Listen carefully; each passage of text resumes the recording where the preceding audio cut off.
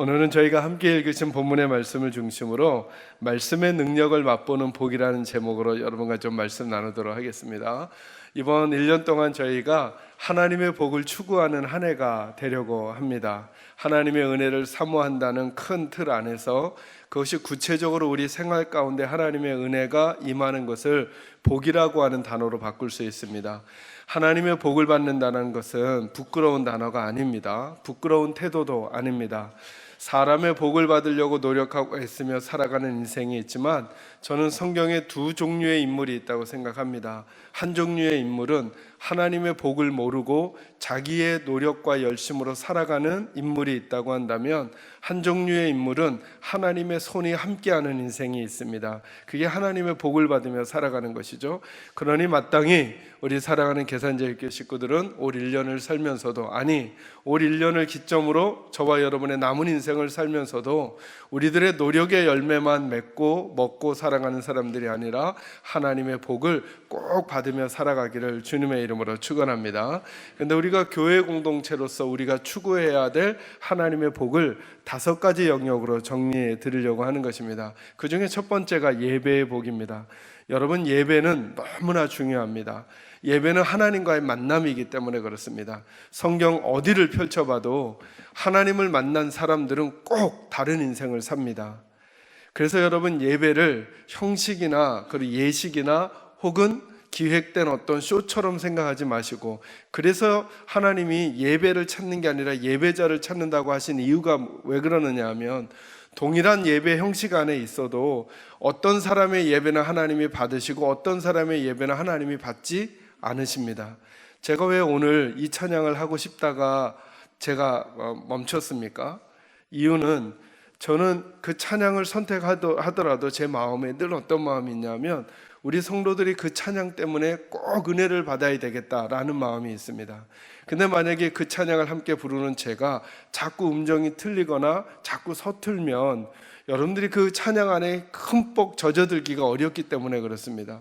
그래서 어떻게든 여러분들이 함께 선택한 찬양에서도 은혜를 받게 하기 위해서는 제가 그 찬양에 좀 더 숙달되어야 되겠다. 왜냐하면 그 예배 가운데, 그 찬양 가운데 은혜 받을 성도들이 있으니까. 그래서 예배보다 더 중요한 게 뭐냐면 예배자거든요. 그 예배자가 진짜 예배를 만드는 것입니다. 저희 모두가 함께 예배를 드리잖아요. 그런데 우리가 지금 이 생각을 꼭 하셔야 돼요. 우리 각자가 별도의 예배를 다르게 하나님께 드리고 있는 거예요. 그래서 어떤 이의 예배는 하나님이 거절하실 수 있어요. 어떤 이의 예배는 하나님이 받으시는 거죠. 하나님이 예배를 받으신다는 게 무슨 뜻일까요? 하나님이 그 영혼을 만나 주시는 거예요. 어떤 이의 찬양은 똑같이, 죄송한 말씀이지만 우리 성가대원들이 50명에 가까운 식구들이 똑같이 은혜로운 찬양을 했잖아요. 근데 성경의 원리에 따르면 그 중에 누군가의 찬양은 하나님이 찬양으로 받으시고 누군가의 찬양은 찬양이 아니라 그냥 노래한 것에 그치지 않다는 거예요. 무엇 때문에요? 그 사람 때문에. 그러니까 저는 우리 사랑하는 계산제일교회 식구들이 기도에 동참을 하든, 왜 우리가 대표 기도자가 기도할 때 아멘으로 동참하는가? 그 기도자가 얼마나 기도를 잘하는가를 저와 여러분이 평가하는 게 아니기 때문에 그 시간에 내 기도가 그 기도가 되게 하는 거예요. 그래서 아멘으로 화답하고 동참하는 거예요. 찬양도 마찬가지죠. 마음을 다 같이 성가대가 찬양할 때 얼마나 잘하는가 못하는가의 문제가 아니라 그 찬양 가사와 멜로디 속에 내 영혼을 함께 실어서 그 찬양에 우리가 함께 동참하는 거죠.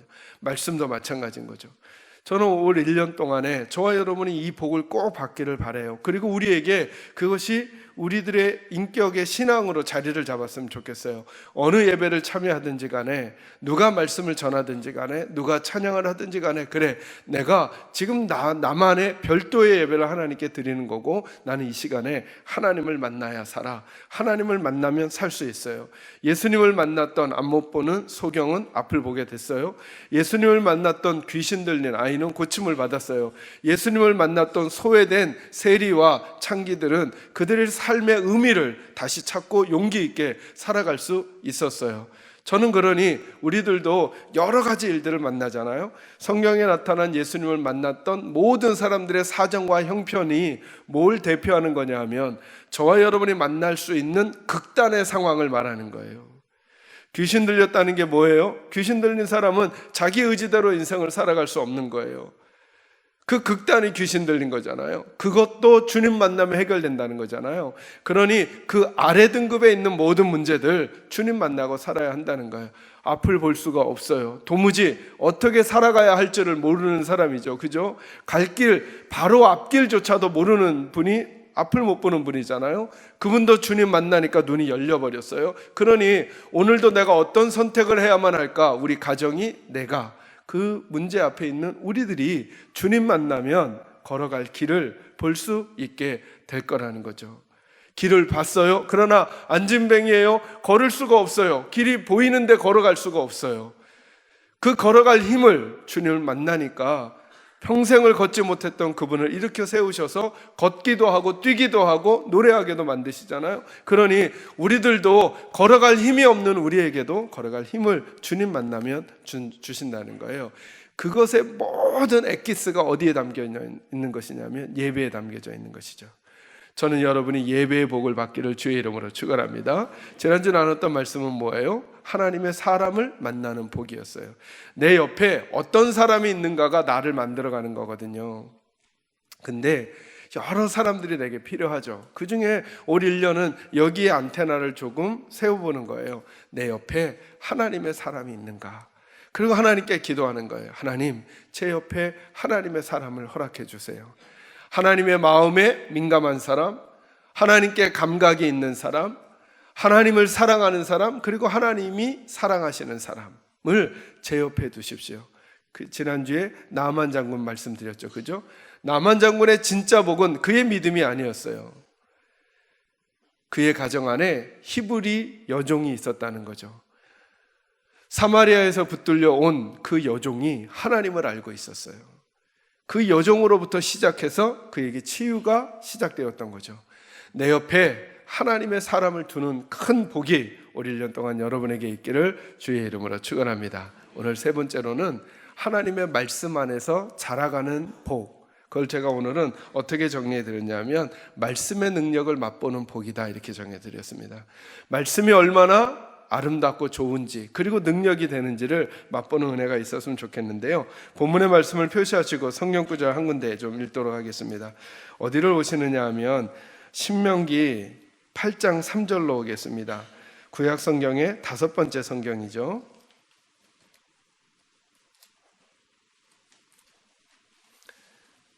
신명기 8장 3절입니다.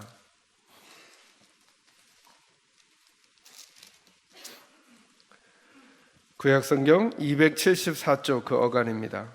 펜이 있으신 분들은 밑줄을 치면서 읽으셔도 좋을 것 같습니다. 같이 읽을까요? 읽습니다. 시작.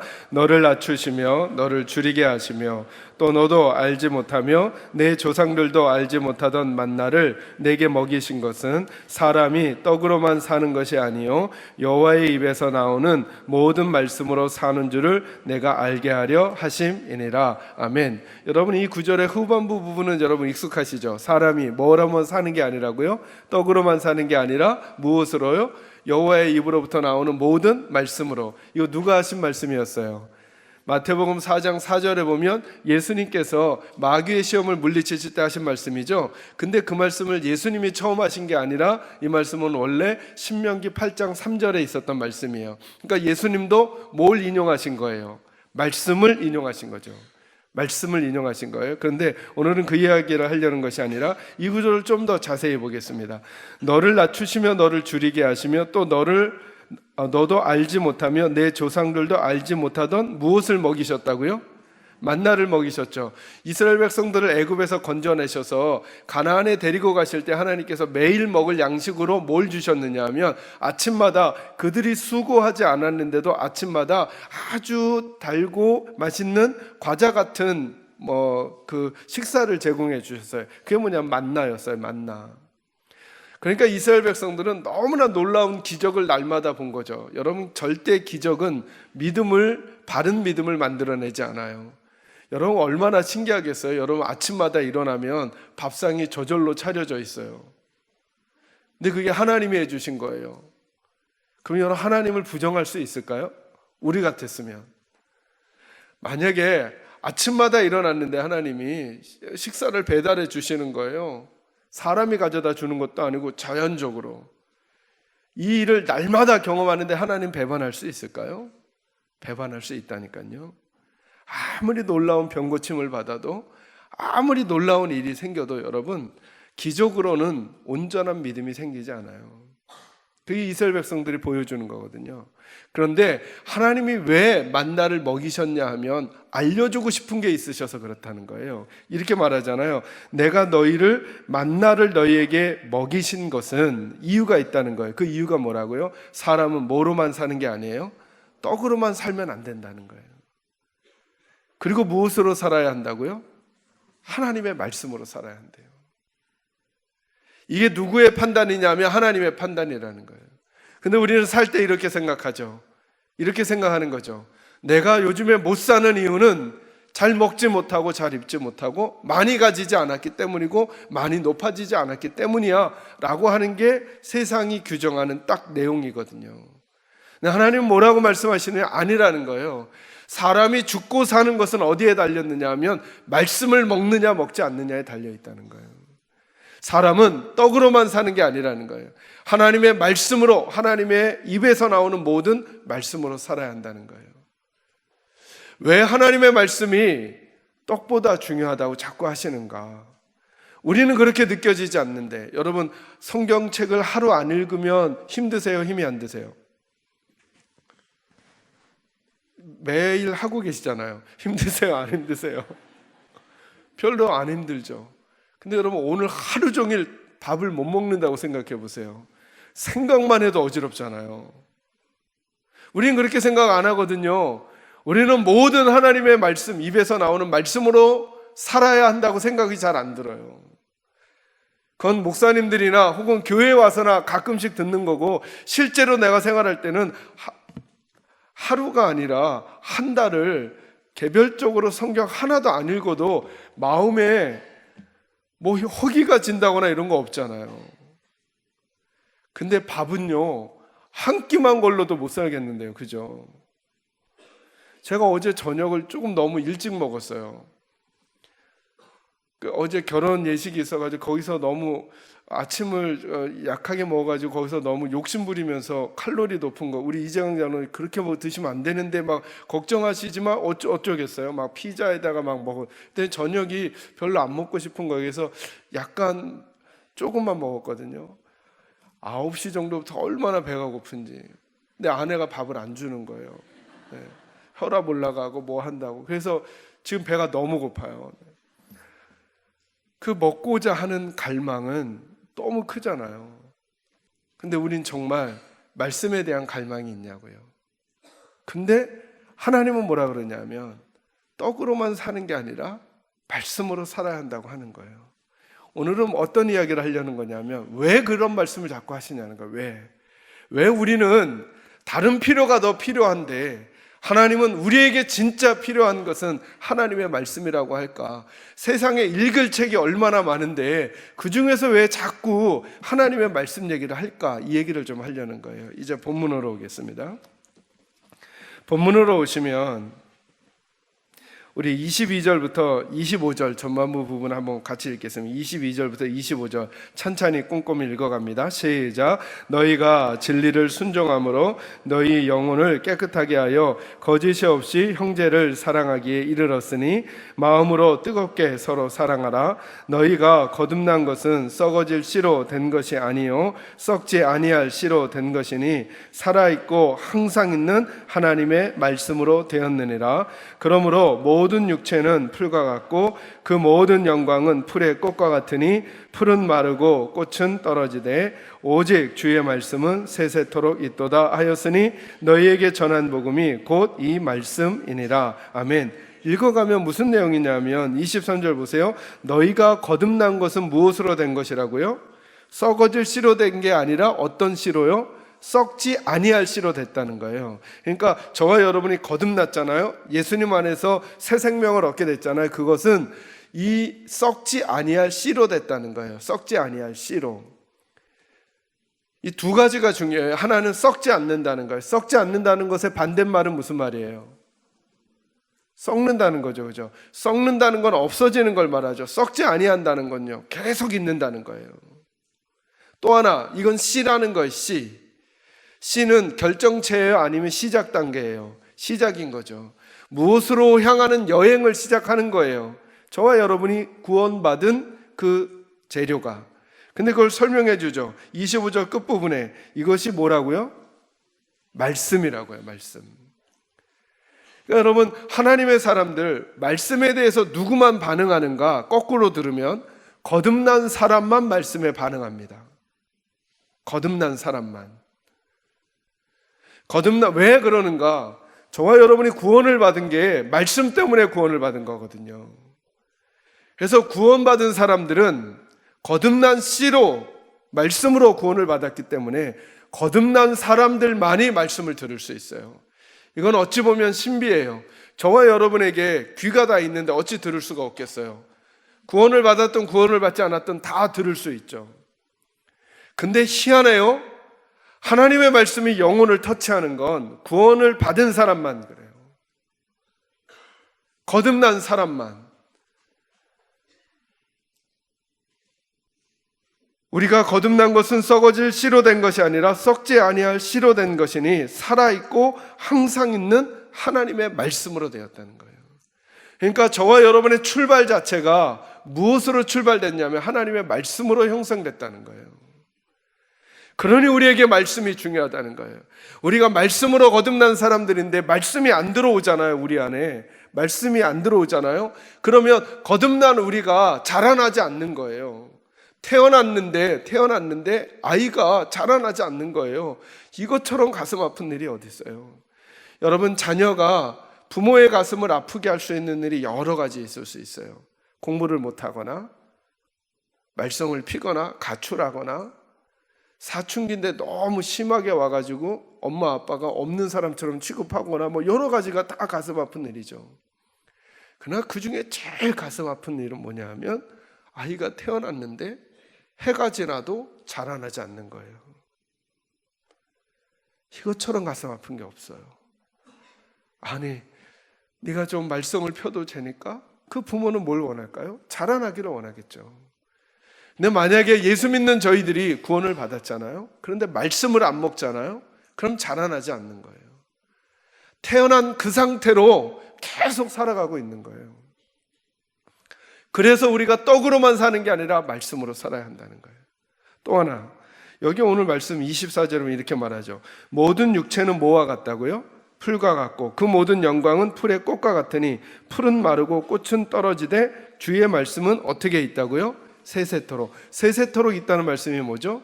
없어지지 않는다는 거예요. 저는 이 말씀을 언제 제 마음에 담게 됐냐 하면 제가 27, 28때부터 교구 사역을 했어요. 그러니까 어른들과 함께 신방하고 그리고 말씀 나누고 그런 사역을 했어요. 제가 섬겼던 교회가 저기 부평시장 안에 깡시장이라고 불리는 곳에 있는 교회였거든요. 제가 맡은 교구가 어디였냐면 지금 부평에 보면 여러분 롯데백화점 있죠. 그 옆에 동아아파트 그리고 그 옆에 예전에 일본 분들이 살던 그런 적산가옥과 또 어려운 어른들이 사시는 그 지역이 있어요. 근데 제가 맡았던 분들이 연세가 높으신 어른들이 많았거든요. 제가 언젠가 이 말씀 드리지 않았나요? 저는 무서운 게 두 가지 있다고. 하나는 어른들, 하나는 여자분들. 제가 무서워하는 게. 근데 어른들이 너무 많으신 거예요. 저는 몇 살이라고요? 27, 28. 그래서 제가 두려움이 찬 거예요. 하나님, 제가 어떻게 70, 80, 90 가까우신 분들에게 제가 그분들에게 말씀을 전하고 그분들을 신방하고 상담할 수 있겠습니까? 라고 하는 두려움이 제게 많았거든요. 그때 하나님이 제게 깨닫게 해주신 말씀이 이 말씀이에요. 이렇게 말씀하시잖아요. 모든 육체는 뭐와 같아요? 풀과 같고 그 모든 영광은 풀의 꽃과 같으니 풀은 마르고 꽃은 떨어질 거라는 거예요. 그런데 뭐는 계속 있을 거라고요? 하나님의 말씀은 계속 있을 거예요. 그때 쉽게 깨달아진 게 뭐냐면 인생이 갖고 있는 지식의 연수가 몇 년짜리라는 거예요. 길면 70, 80 혹은 90이라는 거예요. 근데 하나님은요, 하나님의 말씀은요, 그 이전부터 그리고 그들이 지나가고 난 다음에도 이 말씀은 그대로 있을 거라는 거예요. 그때 하나님이 제게 주신 깨달음이 이거였어요. 그래, 나는 목회를 말씀으로 하자. 내 경험으로 하지 말고. 나는 27년짜리 경험을 가진 신앙의 경험도 그렇고 인생의 경험도 우리 교구에 집사님, 권사님들이 훨씬 길고 많은데 27년짜리 된 제 경험과 제 지식 가지고 그분들을 상담하고 그분들을 신방하고 그분들에게 무엇인가를 가르친다는 것은 불가능하다. 그런데 가능한 방법이 딱 하나 있다. 그분들의 지혜와 지식의 폭으로도 도저히 품을 수 없는 하나님의 말씀은 태초부터 있었고, 그리고 이 세상이 모두 다 사라져도 그때도 남을 거니까, 그러면 나는 그분들보다 말씀에는 전문가가 되자. 말씀에는.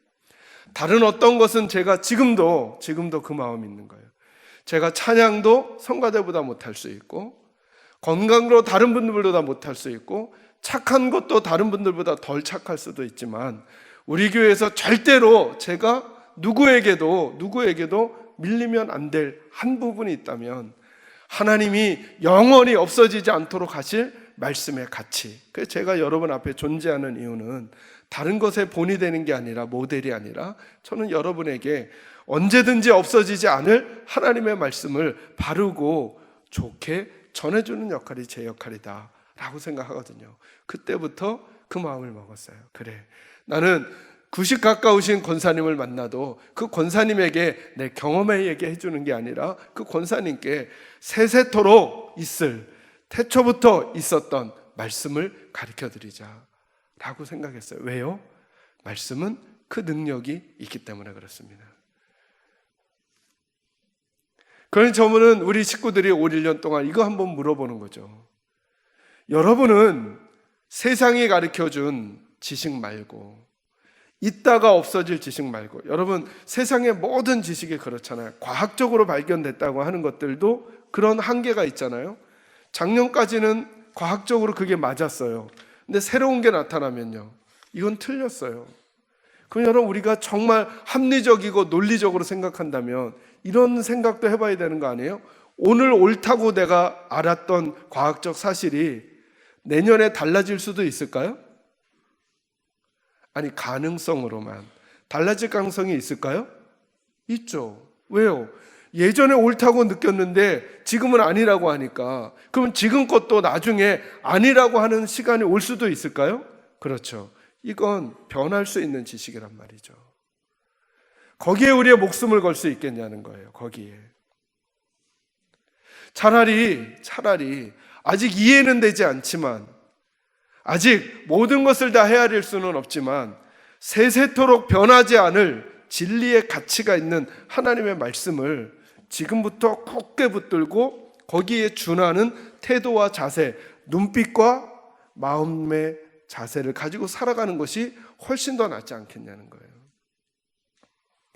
여러분, 커피가 몸에 좋아요? 나빠요? 네? 다 다르시죠? 네.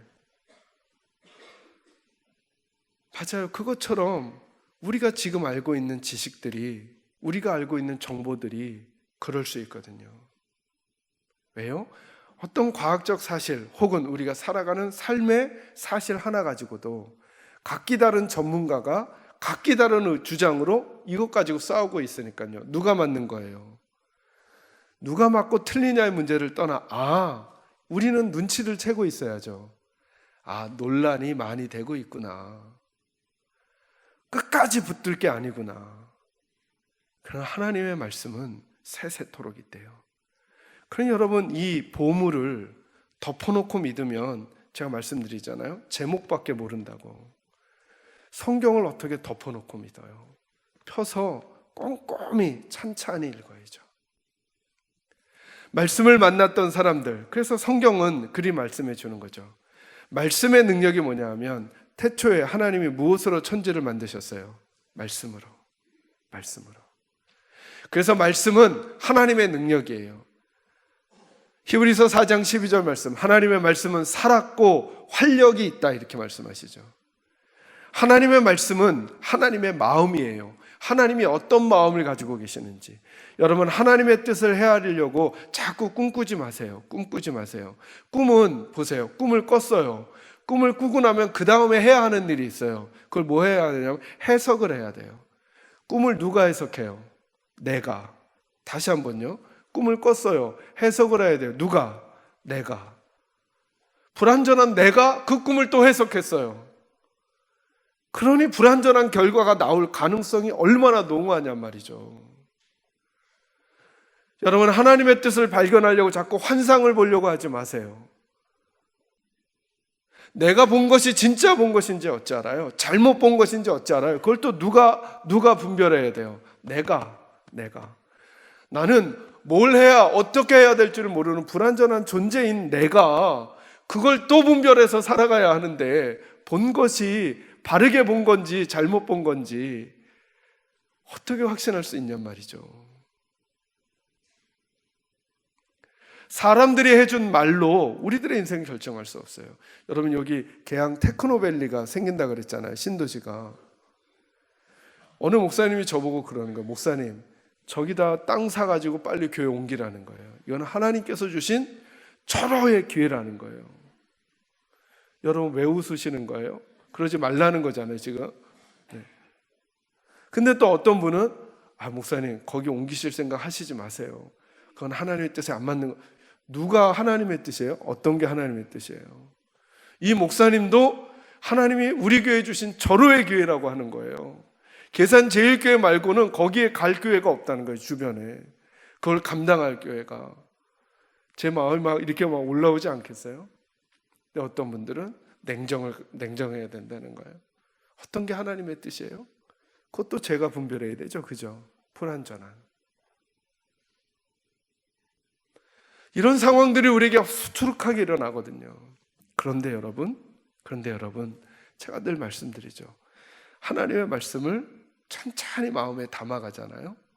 그러면 하나님의 말씀은 살아있고 항상 있고 활력이 있기 때문에 우리들의 일시적인 그리고 순간적인 판단과 그리고 지혜에 넘어서는 하나님의 능력을 우리에게 가져다 줄 수 있다는 거예요. 그래서 사람이 떡으로만 사는 게 아니라 하나님의 말씀으로 사는 거예요. 그러면서 베드로가 뭐라고 말하냐면, 여러분 1절과 2절 읽겠습니다. 2장 1절과 2절 읽습니다. 시작. 그러므로 모든 악독과 모든 기만과 외식과 시기와 모든 비방하는 말을 버리고 갓난아기들 같이 순전하고 신령한 젖을 사모하라. 이는 그로 말미암아 너희로 구원에 이르도록 자라게 하려 함이라. 아멘. 그러므로 뭐 하라고요? 2절에 보니까 1절은 버리라는 거죠. 그죠? 제가 믿음은 어떻게 설명해 드리죠? 내 생각을 끄집어내고 누구 생각 넣는 거예요? 하나님 생각 넣는 거죠. 1절은 버릴 거를 말하고 이제 우리가 할 거를 말하는 게 2절이에요. 뭐라고 말해요? 갓난 아기들 같이 순전하고 신령한 젖을 뭐 하라고요? 사모하라고요. 그러니까 뭘 사모하라는 거예요? 말씀을 사모하라는 거예요. 말씀을. 여러분, 아기들이 엄마의 젖을 어떻게 사모하나요? 매너 있고 예의 있게? 아니죠. 엄마 바쁘시구나. 나는 지금 엄마의 젖이 먹고 싶지만 30분 정도는 기다려 드려야지 하고 생각하는 아이는 없어요. 엄마와 타협하지 않아요. 엄마의 형편을 고려하지 않아요. 사모한다는, 젖을 사모하는 아이로 비유해 주신 이유는 뭐냐면, 저와 여러분이 말씀을 들을 때 우리의 태도와 자세를 말씀해 주시려고 하는 거예요. 이거 안 먹으면 나 죽는다. 아이들이 그렇게 울죠.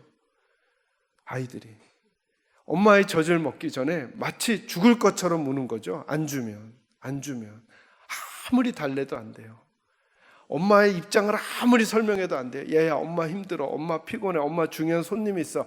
아무리 설명해도 안 돼요. 걔는 마치 그때 그게 해결되지 않으면 죽을 것처럼 우는 거죠. 이게 사모하는 거예요. 목마른 사슴이 시냇물을 찾듯이. 그래서 우리 한번 물어보는 거죠. 저와 여러분은 하나님의 말씀을 들을 때 정말 그렇게 듣는가? 하나님의 말씀을 들을 때 정말 그렇게 듣는가? 여러분에게 해드리고 싶은 말씀이 더 많이 있거든요. 근데 시간이 지나 그럴 수가 없어요. 제가 성경 구절 나중에 한 구절 꼭 찾아보세요. 예레미야 23장 9절에 이렇게 말해요. 예레미야 선지자가 뭐라고 그가 표현하느냐 하면, 자기의 그 마음이 막 떨린다는 거예요. 마음이 떨릴 뿐만 아니라 뼈가 막 흔들린대요. 그리고 나서 나중에 이유를 설명해 주는데 그 이유가 뭐냐면 하나님의 말씀 때문에 그렇다는 거예요. 말씀이 들려오는데 마음이 깨지고 그리고 뼈가 막 떨리고 그럴 정도로 말씀이 들려진다는 거예요. 그러니까 마치 태도로 우리의 겉표정으로 하면 말씀을 하나 만들려고 눈에 불을 켜고 온 신경을 거기다 고쳐 세우고 그리고 그 말씀 하나도 땅에 떨어뜨리지 않아야 되겠다라고 하는 마음으로 말씀을 듣는다는 거예요. 우리는 그렇게 말씀을 듣는가? 저는 올 1년 동안에 우리 식구들이 그렇게 말씀을 사모하기를 바라고 그렇게 사모하는 영혼들에게 어떨 때는 한 단어, 어떨 때는 한 구절, 어떨 때는 한 에피소드가 우리에게 지워지지 않는 흔적으로 남게 될 거예요. 하나님 말씀하세요. 사람은 떡으로만 사는 게 아니라 하나님의 말씀으로 살아야 한다고. 마지막 이 한 가지만 더요. 근데 이 말씀을 지금 누가 쓰고 있는 거예요? 자, 베드로전서를 누가 썼을까요? 베드로가 썼겠죠. 이 얘기를 지금 베드로가 하고 있는 거예요. 베드로는 어떤 사람이었어요? 베드로는 매우 감정적이고 베드로는 매우 의지적이고 베드로는 매우 충동적인 사람이었어요. 그죠? 근데 그가 지금 뭐라고 말하냐면 여러분 시간이 지난 다음에 성도 여러분 하나님의 말씀을 먹으셔야 합니다.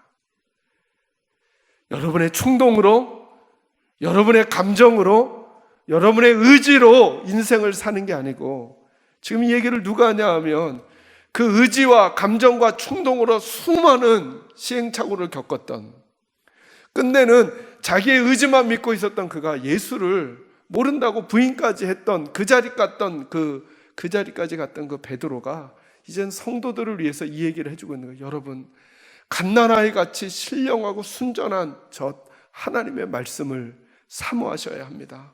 그 말씀을 꼭 먹으셔야 합니다. 그래야 여러분 자라납니다. 그래야 승리하며 살 수 있습니다. 이 얘기를 지금 누가 하냐 하면 원래부터 말씀에 민감했던 사람이 아닌 베드로, 자기 힘으로만 살던 베드로, 자기 지식에 의지해서 살던 베드로, 자기 충동으로 예수님을 설득하려고 했던 그 베드로가 이 고백을 하고 있다는 거예요. 여러분 하나님의 말씀을 사모하시기 바랍니다. 그리고 말씀을 꼭 먹으시기 바랍니다. 말씀을 받으시고 그 말씀 때문에 새로워진 인생을 살게 되는 저와 여러분이 되는 그 복을 누리시며 살기를 주의 이름으로 축원합니다. 기도하겠습니다.